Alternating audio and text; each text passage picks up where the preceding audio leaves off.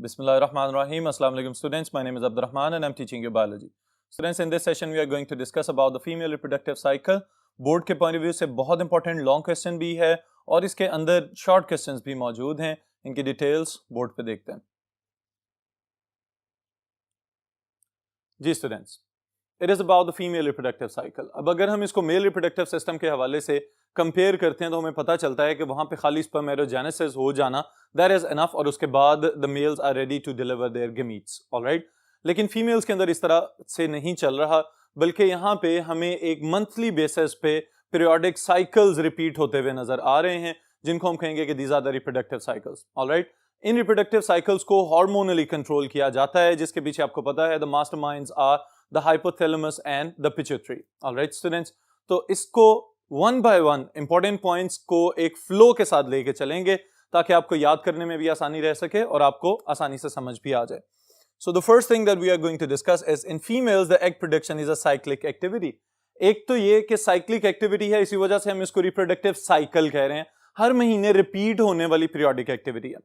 फिर दूसरी चीज जो स्टूडेंट्स आप याद रखेंगे यहाँ पे वो ये है कि आगाज तो प्यूबर्टी के साथ ही यानी कि बालिग हो जाने के साथ हो रहा है, लेकिन फीमेल्स के अंदर इख्तिताम भी 45 से 50 साल तक होता हुआ नजर आता है.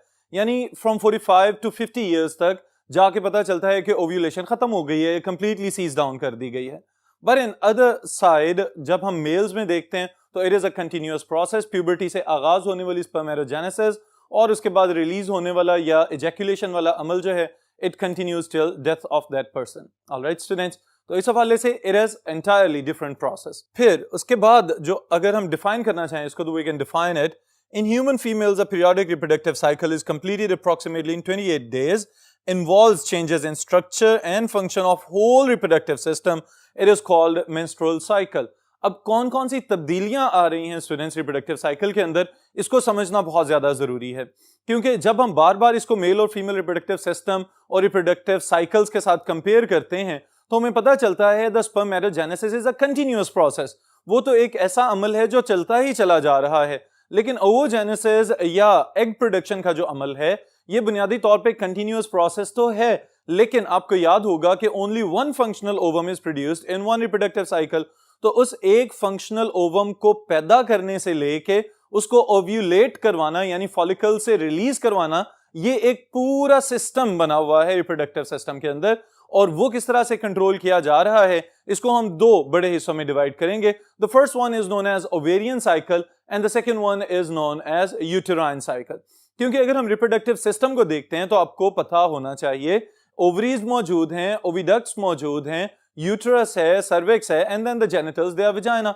तो इस पूरे सिस्टम को कोऑर्डिनेट करवाया जा रहा है with the help of the hormone system. उसी के थ्रू डेवलपमेंट को कंट्रोल भी किया जाता है, उसी के थ्रू डीजेनरेशन के अमल को भी मुकम्मल किया जाता है. तो इन तमाम चेंजेस को हम दो बड़े हिस्सों में डिवाइड कर रहे हैं. The first one is known as ovarian cycle, यानी कि वो तमाम तब्दीलियां जो ओवरीज के अंदर हो रही हैं, जो गोनेड्स के अंदर हो रही हैं, उनको हम समराइज करेंगे कुछ पॉइंट्स के अंदर. तो इसको हम कहेंगे ओवेरियन साइकिल. क्या क्या हो रहा है ओवरीज के अंदर स्टूडेंट्स, इसको हम डिवाइड कर रहे हैं इनटू टू मेजर फेजेस. पहली चीज जिसको हम कहेंगे फॉलिक्यूलर फेज. उसके नाम से आपको अंदाजा हो जाना चाहिए कि यहाँ पे फॉलिकल्स प्रोड्यूस होने की बात हो रही है. ये चीज भी याद रखिएगा कि जो एग या ओवम पैदा हो रहा है जो कि फीमेल गमीट है, वो अकेला एग ही पैदा नहीं होता बल्कि उसके बाहर सेल्स की लेयर मौजूद होती है और वो जो एक एनकैप्सुलेटेड स्ट्रक्चर बनेगा उस कंप्लीट स्ट्रक्चर को हम कहेंगे this is known as follicle. Alright students, तो फॉलिकल का बनना यानी कि पहले दिन से लेके और 14वें दिन तक, अगर 28 दिन का रिप्रोडक्टिव साइकिल है तो the first half of the ovarian cycle is the follicular phase. इसमें क्या क्या हो रहा है? Involved in formation, development and maturation of follicles up to ovulation, यानी कि प्राइमरी ओवोसाइट्स वगैरह को मैच्योर करवाना, उनके इर्द गिर्द सेलुलर लेयर्स को डेवलप करवाना. फिर उसके अंदर मुख्तलिफ डेवलपमेंटल फेजेस चल रही होती हैं, उन पे भी चेक पॉइंट्स रखे जाते हैं कि ये फेज मुकम्मल हो गई है, उसके बाद अगली फेज में एंटर हुआ जाएगा. फिर एक लेयर पहले मौजूद होती है, फिर उसके बाद दो लेयर्स आ जाती हैं, फिर उसके बाद एक कैविटी डेवलप की जाती है. इन तमाम चेंजेस से होते हुए अल्टीमेटली जब इस पूरे कैप्सुलेटेड स्ट्रक्चर को हम देखते हैं तो हम कहते हैं दिस इज फॉलिकल. और फिर इसमें से जैसे ही एग निकल जाएगा तो उस अमल को हम कहेंगे this is known as ovulation. Ovulation का आगाज जो है वो असल में फॉलिकुलर फेज का इख्तिताम होता है और ल्यूटियल फेज का आगाज होता है। ल्यूटियल फेज में क्या क्या हो रहा है स्टूडेंट्स, इसको भी देख लेते हैं। जी स्टूडेंट्स, ल्यूटियल बुनियादी तौर पे ल्यूटिनाइज हो जाना यानी येलोइंग ऑफ सम स्ट्रक्चर, किसी ऐसी साख की बात की जाएगी यहां पे कि जिसका अपना कलर पीला है। ऑलराइट, तो ये बात याद रखिएगा कि इस फेज की पहचान है कॉर्पस ल्यूटियम। कॉर्पस ल्यूटियम क्या होता है? वो फॉलिकल जिसमें से ओवम को रिलीज कर दिया गया तो ओव्यूलेशन का अमल हो जाएगा। ओव्यूलेशन के अमल के बाद जो फॉलिकुलर स्ट्रक्चर जो एक बाहर एक्सटर्नल कवरिंग मौजूद थी, it will turn into a glandular structure और उस स्ट्रक्चर को हम कहेंगे this is corpus luteum. Alright students, so comprises of 15 to 28 days, begins with ovulation। जैसे ही ओव्यूलेशन का आगाज हुआ था तो फॉलिकुलर स्टेज खत्म और फिर उसके बाद ल्यूटियल फेज का आगाज। कॉर्पस ल्यूटियम बनेगा जिसका अहम तरीन काम क्या है? प्रोजेस्टेरॉन की सिक्रीशन करवाता है और प्रोजेस्टेरॉन के सिक्रीट होने के बाद यूट्रस के अंदर बहुत सारी तब्दीलियां नजर आती हैं हमें, और फिर उसके साथ ही साथ जैसे ही ये डीजेनरेट होता है तो एक व्हाइट कलर के स्ट्रक्चर में ट्रांसफॉर्म हो जाता है, उसको हम कहते हैं कॉर्पस एल्बिकन्स। कॉर्पस एल्बिकन्स बनने का मतलब ये होता है कि अब आहिस्ता आहिस्ता प्रोजेस्टेरॉन का लेवल डिक्रीज या डिक्लाइन होना शुरू हो जाएगा और फिर यहां से मेंस्ट्रुएशन या ब्लीडिंग फेज का आगाज हो जाता है। तो ये हमारे पास ओवेरियन साइकिल की दो बड़ी फेजेस, जिसमें से पहली फॉलिकुलर फेज और दूसरी ल्यूटियल फेज। फिर उसके बाद स्टूडेंट्स अगर हम साथ ही यूट्रस को देखते हैं तो हमें पता चलता है कि अगर एक तरफ ओवरीज में ये तब्दीलियों का सीक्वेंस चल रहा था तो साथ ही साथ यूट्रस के अंदर भी बहुत सारी चेंजेस नजर आ रही होती हैं। वो कौन कौन सी चेंजेस हैं, इनको भी हम तीन बड़ी फेजेस में डिवाइड कर लेते हैं। The first one is known as menstrual phase, जहां से रिप्रोडक्टिव साइकिल का आगाज किया जा रहा है। डे 1 से लेके डे 5 तक it is known as the bleeding phase और द मेंस्ट्रुअल फेज, जब फीमेल रिप्रोडक्टिव सिस्टम में से ब्लड और डेब्री वगैरह डिस्चार्ज किए जा रहे होते हैं, इसको हम कहेंगे this is the menstrual phase. यहां पे जो चेंजेस ऑब्जर्व की जाती हैं within the reproductive system वो क्या क्या है? The first one is progesterone levels are low, क्योंकि प्रोजेस्टेरॉन के डिक्लाइन होने का मतलब ही ये है कि यूटेराइन वॉल डीजेनरेट होना शुरू होगी। फिर corpus luteum degenerated, it means now it has been transformed to corpus albicans. फिर उसके साथ ही साथ मेंस्ट्रुएशन और ब्लीडिंग होती हुई नजर आती है, that is the symptom of this menstruation phase. Alright, फिर उसके बाद दूसरी फेज जो यूटेराइन साइकिल में हम शामिल कर रहे हैं, it is proliferative phase. Proliferative phase से क्या मुराद है कि जब मेंस्ट्रुएशन या ब्लीडिंग मुकम्मल हो चुकेगी तो साथ ही ओवरीज में जो फॉलिकल की डेवलपमेंट है वो भी शुरू हो गई है। तो फॉलिकल्स की development it is synchronised with again the development and repairing process of the uterus. तो क्या किया जाएगा? From day 6 to 14 growth and thickening of the endometrium. अब एंडोमेट्रियम क्या है? It is the middle wall of the uterus, यानी uterine wall का दरमियान वाला हिस्सा जो है उसको हम कहेंगे दिस इज एंडोमेट्रियम।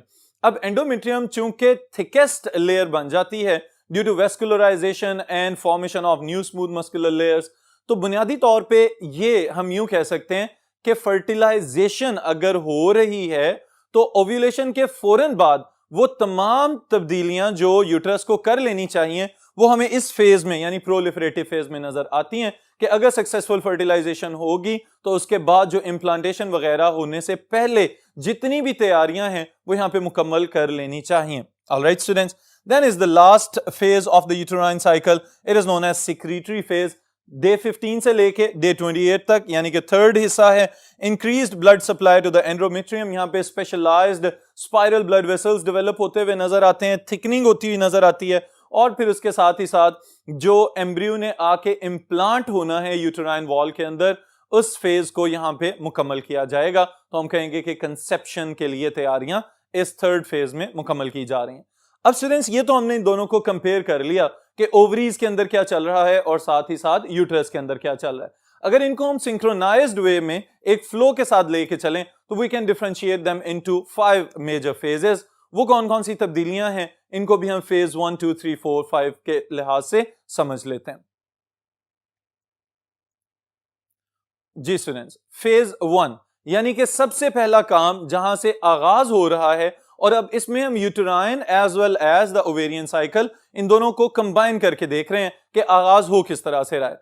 इससे आगाज करने से पहले स्टूडेंट्स ये बात समझ लें कि बुनियादी तौर पे एवरी रिप्रोडक्टिव साइकिल और the menstrual cycle is triggered by the hypothalamus. Hypothalamus के अंदर स्पेशलाइज्ड सेल्स मौजूद हैं जिनको हम न्यूरोसिक्रीटरी सेल्स कहते हैं। वो सबसे पहले एक हार्मोन प्रोड्यूस करेंगे जिसे हम कहते हैं गोनेडोट्रोफिन रिलीजिंग हार्मोन। अब ये जो GnRH हार्मोन का नाम है, ये फौरी तौर पे ट्रेवल करके जाता है पिट्यूटरी के पास और फिर वहां से आगाज होता है फेज 1 का। पिट्यूटरी स्टिमुलेट हो जाती है और आगाज कर देती है FSH की प्रोडक्शन का, यानी कि फॉलिकल स्टिमुलेटिंग हार्मोन। उसके बाद आप जो पॉइंट्स याद रखेंगे स्टूडेंट्स, वो क्या क्या हैं? पिट्यूटरी रिलीजेस FSH यानी फॉलिकल स्टिमुलेटिंग हार्मोन प्रोड्यूस किया जाएगा जो ट्रेवल करके आ रहा है ऑल अलोंग द बॉडी और फिर पहुंचेगा ओवरीज तक और वहां पे ओवरी के जर्म सेल्स को जाके स्टिमुलेट करेगा for the production of new follicles. FSH stimulate development of primary follicles, और प्राइमरी फॉलिकल्स के लिहाज से आपको याद होना चाहिए एक ही फंक्शनल फॉलिकल यानी कि प्राइमरी ओसाइट को तरजीह दी जाएगी, बाकी सबको रोक दिया जाएगा, एट रेस्ट रख दिया जाएगा या उनको डीजेनरेट कर दिया जाएगा। तो ये जो डीजेनरेटिव मैकेनिज्म नजर आता है हमें, it is known as follicle atresia. Important short question बन सकता है आपके लिए। Then uterine cycle as well as the ovarian cycle, it enters phase 2। Phase 2 में क्या नजर आता है हमें? Ovary produces estrogen under the stimulus of FSH, यानी कि FSH क्या कर रहा है यहाँ पे? एक एडिशनल स्टिमुलेटिंग फंक्शन परफॉर्म कर रहा है कि ओवरी के सेल्स एस्ट्रोजन बनाना शुरू कर दें। Alright, estrogen is usually released और सिक्रेटेड एज एस्ट्राडायोल। इसका मतलब ये है कि ये क्या है? स्टीरॉयड हार्मोन कहलाएगा। अब जैसे ये हार्मोन पैदा होता है तो दो चेंजेस हमें नजर आती हैं स्टूडेंट्स। एक तो फौरी तौर पे FSH के लिहाज से ये इनहिबिटरी इफेक्ट देना शुरू हो जाता है, यानी कि पिट्यूटरी को मना कर देता है कि no more FSH is needed here, यानी कि FSH की पैदावार को कम करवा देगा। फिर उसके साथ जो दूसरा काम यहां पे कर रहा है वो, अगर फर्टिलाइजेशन सक्सेसफुल होती है तो उस केस में बहुत ही कारआमद हो सकता है, and it is the preparation and development of the endometrium as well as formation of new blood vessels, जिसे हम वेस्कुलराइजेशन या इसको बाजुकात हम एंजियोजेनेसिस का नाम भी दे सकते हैं। फिर उसके बाद स्टूडेंट्स फेज 3 में जब एंटर होता है रिप्रोडक्टिव साइकिल, तो उस सूरत में एक नया हार्मोन आपके सामने आ रहा है। It is known as LH यानी कि luteinizing hormone.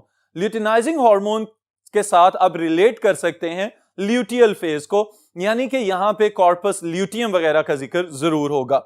LH is secreted by pituitary due to decrease of FSH। FSH को इनहिबिट करवाया किसने? एस्ट्रोजन ने, और फिर उसके नतीजे में फौरी तौर पे ल्यूटिनाइजिंग हार्मोन पैदा किया गया। ल्यूटिनाइजिंग हार्मोन पैदा होते ही luteinization of the follicle starts, यानी कि फॉलिकल क्या है? Outer covering of the primary और सेकेंडरी oocyte राइट नाउ। अब ये जो एग के इर्द गिर्द प्रोटेक्टिव कवरिंग है, ये येलोइश ह्यू या येलोइश अपीयरेंस देना शुरू करेगी, तो हम कहेंगे it has been luteinized. It is the function of luteinizing hormone. उसका मतलब क्या होता है कि अब फॉलिकल जो है वो अपनी मैच्योरिटी तक पहुंच चुका है, and now it is ready to release the ovum, and as soon as the ovum is release from the follicle, this process is known as ovulation. ये कहां पे मुकम्मल किया जा रहा है? In phase 3 of the reproductive cycle. Then students phase 4, ovulation मुकम्मल हो जाने के बाद इंपॉर्टेंट चीज आ रही है, the follicle cells transform to corpus luteum. और कॉर्पस ल्यूटियम एक ऐसा शेल था बुनियादी तौर पे ओवम का, जो अब ग्लैंड्यूलर रोल या ग्लैंड्यूलर फंक्शन प्ले करेगा। यहां पे क्या करना शुरू करेगा? फौरी तौर पे एक नया हार्मोन पैदा करेगा जिसका नाम है प्रोजेस्टेरॉन। जी स्टूडेंट्स, प्रोजेस्टेरॉन पैदा किया जाएगा फौरी तौर पे कॉर्पस ल्यूटियम से, और इसने क्या करना है? आके वो काम जो एस्ट्रोजन शुरू कर चुका हुआ था, यानी कि प्रोलिफरेशन ऑफ द एंडोमेट्रियम, उसको मजीद सपोर्ट करेगा और यूटेराइन वॉल्स को प्रिपेयर करेगा, वेस्कुलराइज करेगा फॉर कंसेप्शन। कि अगर सक्सेसफुल फर्टिलाइजेशन हो जाती है तो फौरी तौर पे जैसे ही वो जाइगोट एम्ब्रियो की फॉर्म में ट्रेवल करता हुआ नीचे यूट्रस की जानिब आएगा, तो uterus should be ready for conception. ये प्रोजेस्टेरॉन ने तैयारी करवा देनी है।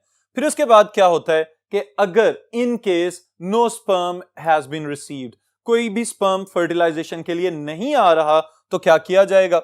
If fertilisation does not occur, Cl corpus luteum degenerates. Corpus luteum degenerate होकर कॉर्पस एल्बिकन्स में ट्रांसफॉर्म हो जाएगा।